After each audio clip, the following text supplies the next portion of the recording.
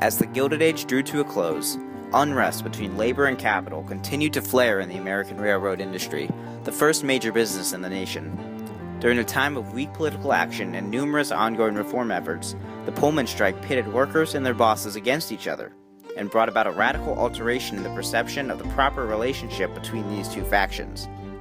Amidst an era of rising inequality between workers and their bosses, the Pullman strike led to a shift in the American concept of the rights of workers and the responsibilities of their bosses to provide suitable living and working conditions and issue adequate wages by bringing the tense relationship between labor and capital in the railroad industry to the national forefront.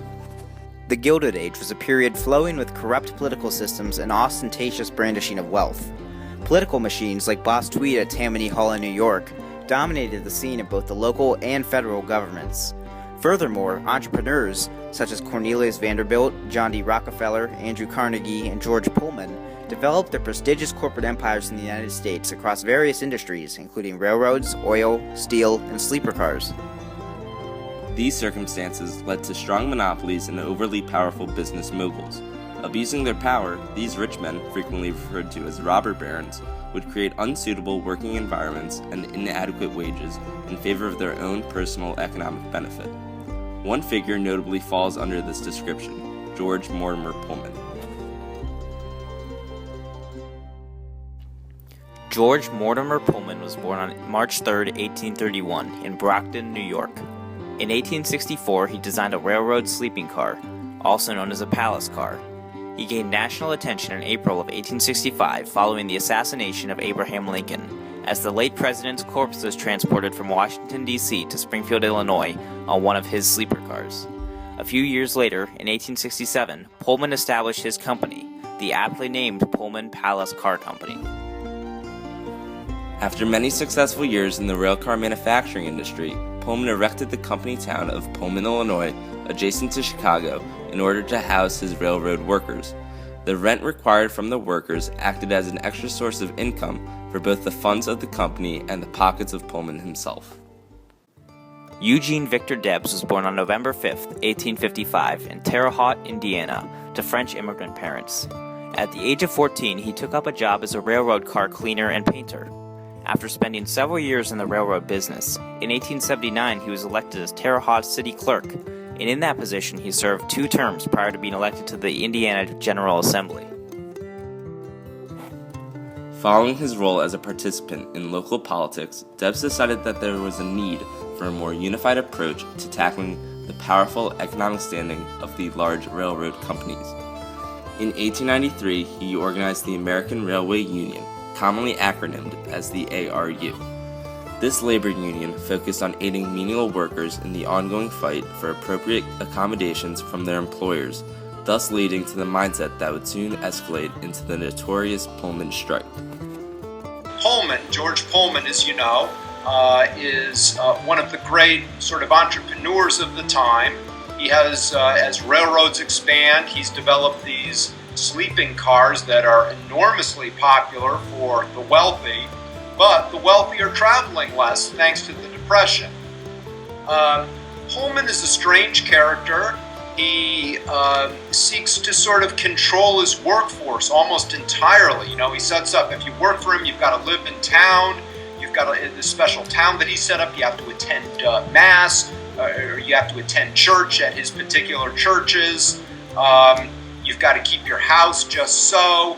Drinking isn't allowed. So he's really trying to control his workforce in a, in a way that in some ways makes sense for the time, because there are tremendous problems with drinking and violence and other things among the working class.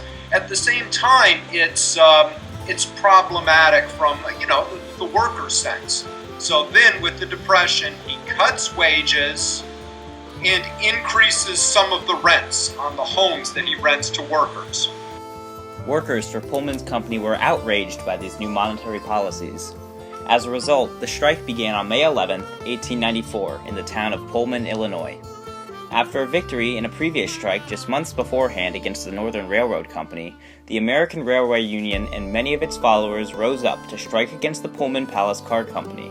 On June 26 of the same year, Pullman workers refused to move any Pullman cars, bringing about a complete boycott of the company.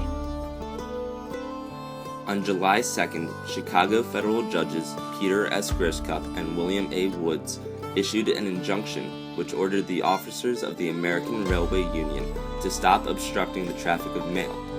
2 days later, President Grover Cleveland sent federal troops under the command of General Nelson A. Miles into Chicago in order to quell rioting, clear blocked trains, and resume the passage of mail. Grover Cleveland, in a notable quote, stated at this time, "If it takes the entire Army and Navy to deliver a postal card in Chicago, that card will be delivered." Rioting continued to rage in the area of Pullman for about a month. In the middle of July, federal troops were ordered to exit the town. Thus, workers for the Pullman Palace Car Company resumed their jobs. United States Circuit Court Judge William A. Woods held Eugene Debs and some other leaders of the strike in contempt for violating the earlier injunction. They were sentenced to terms of 3 to 6 months in the McHenry County Jail in Woodstock, Illinois. Certainly employers understood very much that they were dealing, large employers understood very much that they're dealing with a volatile workforce, that Pullman had made some crucial mistakes. I don't think every industrialist supported Pullman. At the same time, I think they sort of looked at Pullman and said, gee, this control freak sort of, in a sense, made his own bed, if you will. Attorneys Lyman Trumbull, Stephen Gregory, and Clarence Darrow defended members of the American Railway Union against the contempt citation in opposition to prosecutors Edward Whitney, Edwin Walker, and United States Attorney General Richard Olney in front of the Supreme Court. Justice David J. Brewer announced that the contempt citation in the case of In re Debs had been upheld by a unanimous vote of the Supreme Court. All of the defendants were sent back to the McHenry County Jail to begin serving their sentences for the contempt citation. Eugene Debs went on to announce that he had become a member of the Socialist Party. He ran for president twice unsuccessfully, once even while incarcerated. He died on October 20th, 1926, in northern Illinois. George Pullman continued to manage his rail car company for many years after the strike. He later died on October 19, 1897, after suffering a fatal heart attack.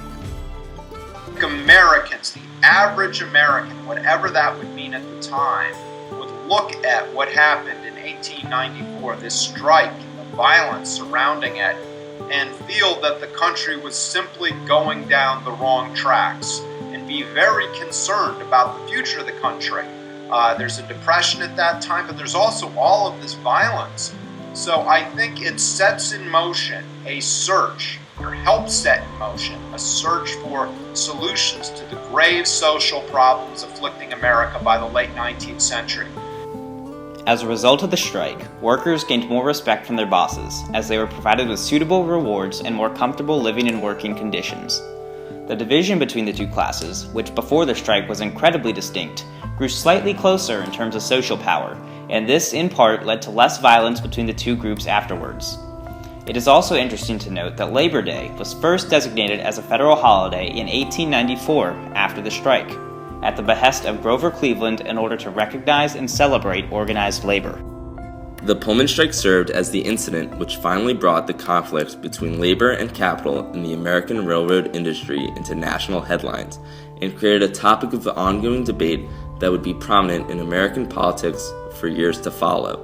The memorable actions of men such as George Pullman, Eugene Debs, and Grover Cleveland, to name but a few, would forever shape the context of the rights and responsibilities of workers and their bosses. American labor, even today, as Dr. Worley commented, can still be seen as the product of many outcomes that resulted from the influential event known today as the Pullman strike.